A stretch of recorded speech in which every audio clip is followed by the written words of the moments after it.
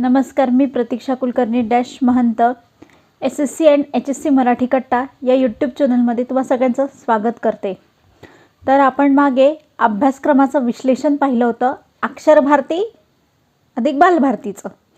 आज आपण अक्षर भारती या पुस्तकाचा जो शेवटचा पाठ आहे, स्वप्न करू साकार, ही एक कविता आहे किशोर पाठक यांची। आज याचं आपण विश्लेषण पाहूया की यात नेमकं काय सांगितलेलं आहे।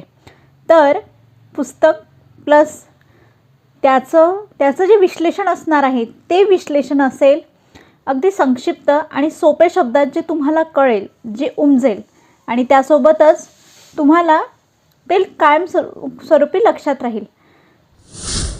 तर मित्रांनो, ही आहे अक्षर भारती इयत्ता 10वीची स्वप्न करू साकार ही कविता। या कवितेचा क्रमांक आहे 16वा, म्हणजे शेवटून पहिली कविता, स्थूल वाचनाच्या आधीची। तर या कवितेत एकूण 3 वेगवेगळ्या पद्धतीचं वर्णन आलेलं आहे। स्वप्न करू साकार ही किशोर पाठक यांची कविता। यांनी देशाच्या उज्ज्वल भविष्याचे स्वप्न रेखाटले आहे। कृषी संस्कृती, श्रमशक्ती सोबतच विज्ञानाच्या जोरावर आपण आपल्या राष्ट्राची संपत्ती जपण्यासाठी, ही राष्ट्राची संपत्ती नसून विश्वाची संपत्ती आहे असं सांगणारी ही कविता। या कवितेच्या ओळी साध्या सरळ सोप्या भाषेत आहे, कुठेही फार अलंकारिक भाषेचा वापर नाही। त्यामुळे ही समजायला साधी आणि सोपी अशी कविता आहे। तर समजून घेऊया ही कविता।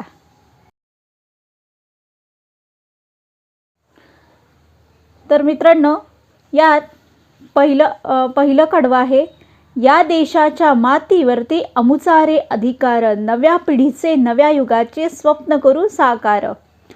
फुलामुलातून हसतो श्रावण, मातीचे हो मंगल तन मन, चैतन्याचे फिरे सुदर्शन, शेतामधून पिकवणे मोती, धन हे अपरंपार। आपला भारत देश हा कृषीप्रधान देश आहे। भारतातील बहुतांश लोक हे शेती करतात, बाकी नोकरी करतात, जॉब करतात, हे बरोबर आहे। पण जगाचा पोशिंदा म्हणजे जगाला अन्न पुरविणारा महत्त्वाचा घटक म्हणून शेतकऱ्याकडे पाहिलं जाते। तर या देशाच्या मातीवरती अमुचारे अधिकार, म्हणजे या देशाची जी माती आहे, माती मीन्स सॉईल, त्या सॉईलवरती आमचा अधिकार आहे। नव्या पिढीचे नव्या युगाचे स्वप्न करू साकार, नवी जी येणारी पिढी आहे, पिढी म्हणजे जसं उदाहरणार्थ आपली आई, आजी आणि आपण, अशा 3 वेगवेगळ्या पिढ्या असतात। तशी पुढची पिढी म्हणजे आपल्या नंतरचे येणारे विद्यार्थी किंवा आपलेच मुलं असं सुद्धा म्हणता येईल।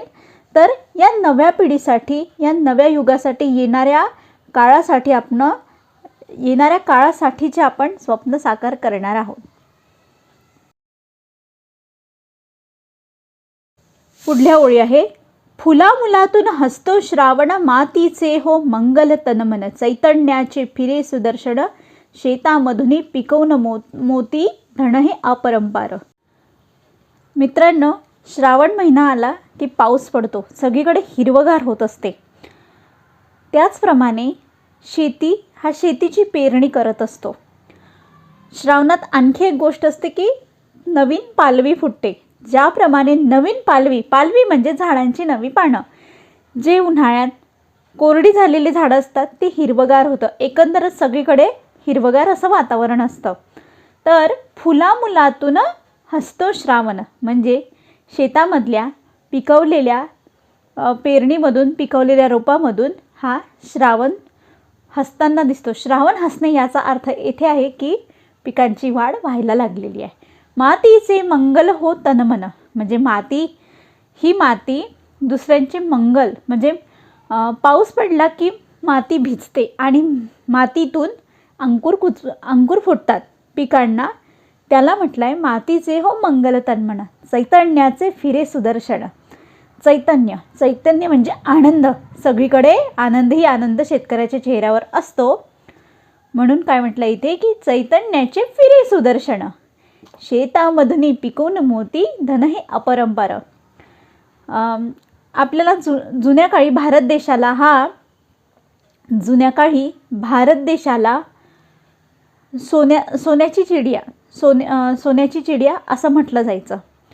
पण काही कारणं झाली ज्यामुळे तो देश आता तसा राहिलेला नाही आहे. नसला तरीही एक प्रयत्न शेतकऱ्याचा असाच असतो की शेतामधून धान्य म्हणजे वेगवेगळ्या प्रकारचं गहू, ज्वारी, बाजरी, सोयाबीन जी काही पिकं शेतकरी घेत असतो, ज्यातून त्याला पैसा मिळत असतो, त्यातून शेतामधूनही पिकवून मोती म्हणजे जे शेतामध्ये धान्य पिकवलं आहे ते शेतकऱ्याला जणू काही मोतीच वाटतात. मोती मीन्स पियर्स वाटतात.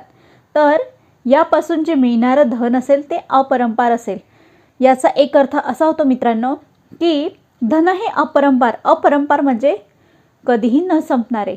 धनधान्याची कधी तुटवडा मीन्स कधीच कमी भासणार नाही, असं कवी किशोर पाठक येथे सांगतात.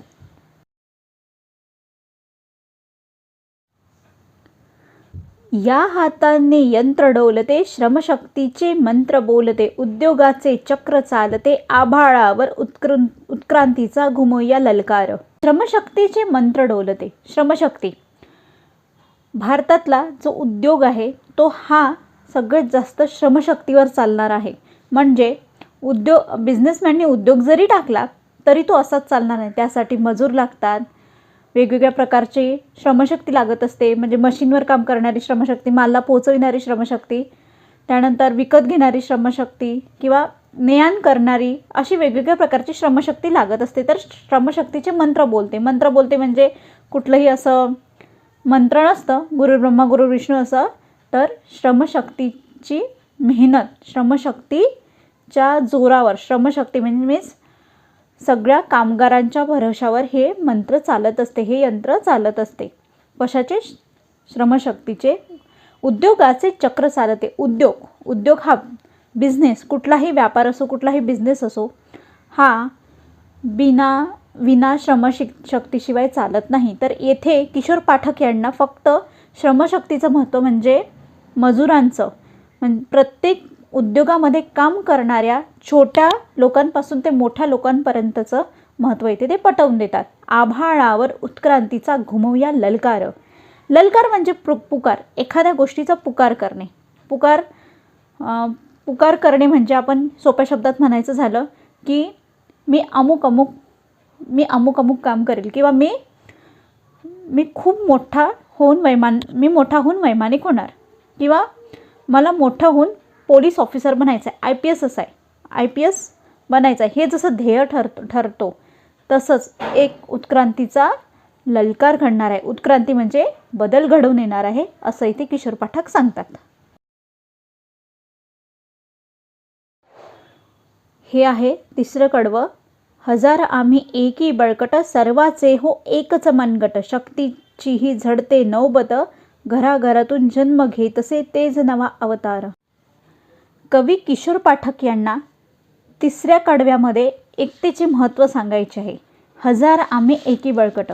आपला देश हा विविधतेने नटलेला आहे. सोबतच वेगवेगळ्या धर्माचे, पंथाचे लोक जरी एकत्र असले तरी एक उद्योग किंवा एक काम करायचं म्हटलं तरी ते लोक एकत्र होऊन काम करतात. उदाहरणार्थ लोकांच्या असलेल्या कामगार संघटनामध्ये कुठलाही मतभेद नसतो. आणि ही कामगार संघटना एकत्र येऊन काम करत असते. उदाहरण घ्यायचे झाल्यास एका कारखान्यामध्ये 20 मजूर काम करतात, तर ते 20 मजूर हे बघत नाही की कुठल्या जातीचा आहे किंवा कुठल्या धर्माचा आहे किंवा कुठल्या पंथाचा आहे, तर ते एकत्र एक युनियन, एक मनगट, म्हणजे जसं जेव्हा पाच बोटे आपण जवळ आणतो तर एक मुठ्ठी तयार होते, आणि मनगट हे मनगट असतं. पण इथे सांगितलं आहे एकीचं मनगट, लोकांच्या एकत्रित येण्याचं, लोकांच्या एकत्रित येऊन तयार होणारा समूह, त्या समूहाची ताकद. जेव्हा त्या ताकदीने काम केलं जातं तर ते काम उत्तमरित्या होतं, आणि जी शक्ती प्रदर्शन होतो. उदाहरणार्थ 26 जानेवारीला जी वेगवेगळ्या सैन्यांची परेड होत असते, त्या परेडमध्ये कोणी एकच स्वतःच्या शक्तीचं प्रदर्शन नाही करत, तर ते समूहाचं, ते एका मनगटाचं प्रदर्शन असतं.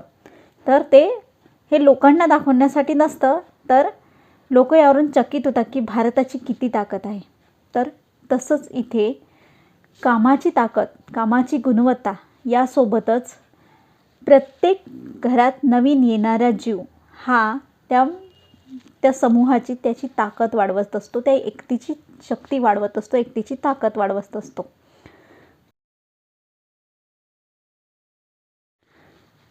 या विश्वाची विभव संपदा जपू वाढवू लाखदा, हस्त शुभंकर हवा एकता, भविष्य उज्ज्वल या देशाचे करूया जय जयकार. विभव संपदा म्हणजे भाग्य संपत्ती.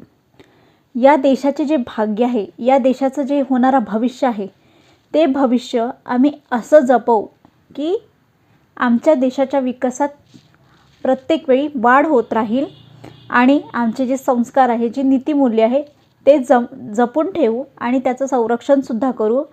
या संस्कार आणि नीतिमूल्यांच्या तत्वावर आम्ही जगात आमच्या देशाचा जय जयकार करू. फक्त एक असा आम्हाला हात हवा आहे, हस्तशुभंकर म्हणजे असा आम्हाला एक शुभ हात हवा आहे, अशी आम्हाला एक सोबत हवी आहे, ज्यामुळे आम्ही या देशाची प्रगती करू शकू. प्रगतीसोबतच या देशाचे संस्कार सांभाळू शकू. संस्कारासोबतच आम्ही आमच्या देशाला आर्थिक महासत्ता बनवण्यात सुद्धा यशस्वी हो, असं इथे कवी किशोर पाठकांना त्यांच्या शब्दातून व्यक्त करायचं आहे. उदाहरण द्यायचे झाल्यास आपल्यामध्ये भारतीयांमध्ये मुळात एक जुगाड नावाचा प्रकार आहे. आपण या जुगाडच्या भरोशावर आणि आपल्या स्वतःच्या मेहनतीच्या भरोशावर जगामध्ये नाव कमावलेलं आहे.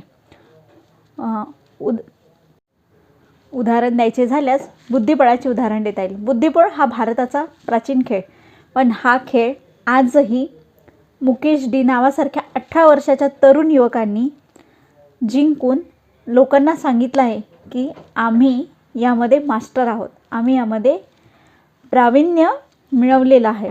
त्याच वेळेस चीनच्या एका प्लेयरला त्यांनी हरवला आणि तो जिंकला. तर सारे जहाँ से अच्छा हिंदुस्तान हमारा या गाण्याप्रमाणे त्यांनी भारताचा जय जयकार केला आहे. म्हणून असं म्हणता येईल की भारताचे भविष्य उज्ज्वल आहे. तर तुम्हाला हा व्हिडिओ कसा वाटला? लाईक करा, सबस्क्राईब करा, शेअर करा. लवकरच घेऊन येते यांच्या प्रश्न आणि उत्तरं. परंतु यामध्ये एकच प्रश्न असणार, ज्यामध्ये उत्तर कसं प्रॉपरली लिहायचं, परीक्षेत कसे मार्क्स वाढवेल. तर लवकरच भेटूया. तोपर्यंत सगळ्यांना धन्यवाद. पाहत राहा, लाईक करा, सबस्क्राईब करा, शेअर करा.